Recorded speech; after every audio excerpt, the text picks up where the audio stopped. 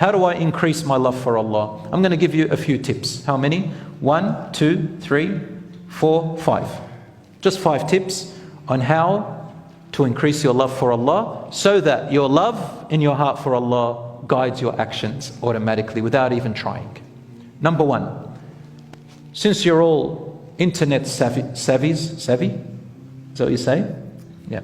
So you go on internet, go on Google and write Allah loves, and see what comes up. You're going to get at least 13 things that Allah loves. Try to work on them. Then type Allah hates. You're going to get a list. Try to work on detaching from them. And watch how your love for Allah will increase. Number 2, increase your regular dhikr. Do you know what dhikr is? Remembrance of Allah. Remembrance of Allah is in the heart and the tongue. Some people say, when they pray, for example, and they recite Quran in their salat, that's called dhikr. Or they say Subhan Rabbil Azim, that's called dhikr. But they don't move their mouth. They just say it with their heart.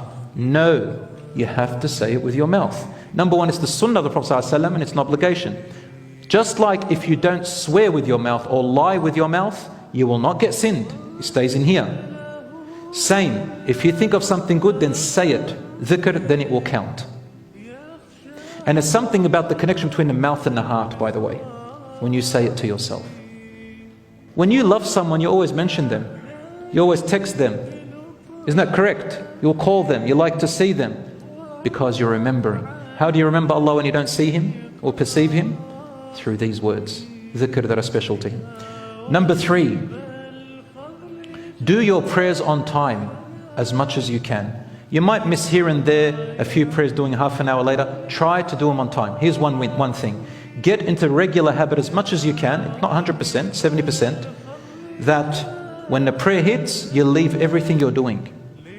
Wallahi, you'll be more productive if you do leave it and go and pray and come back. Number 1, you re-energize your thought process. You rest. Number 2, you get to move around. Number 3, you feel more organized and in order, rather than rushing and having something on your mind. Number 4, read about Allah's names, who He is, His mercy, His blessings, His forgiveness, what His angels say about Him, and so on. You'll fall in love with His names, and you'll fall in love with some names more than the others. Some people get more of an attachment to some names more than others.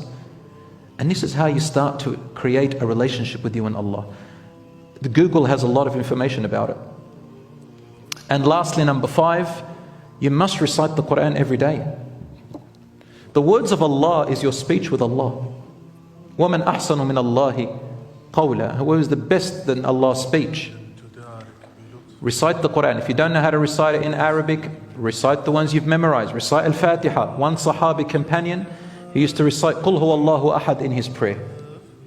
Always good. Like no matter what he recited Fatiha, another surah, but he'll always say قُلْ هُوَ اللَّهُ أَحَدٍ in the first 2 rak'ahs. The angel told Rasulullah that you have a companion here who is infatuated, this is halal infatuation, with قُلْ هُوَ اللَّهُ أَحَدٍ. Ask him why. So he comes up, says, who is that keeps reciting Al-Ikhlas? Said, me, Ya Rasulullah. Have I done anything wrong? He goes, no, you've actually hit the nail, in other words. But that can only happen at the time of the Prophet ﷺ. He said, you recited Al-Ikhlas. He says, why? He says, I love it, Ya Rasulullah. I love Al-Ikhlas. I love how it tells me how God is just so one and unique and the only one, and just does something to me. He said, the angel has come to tell me that he loves you for loving Surah Al-Ikhlas. So you will have an attachment to something than the other.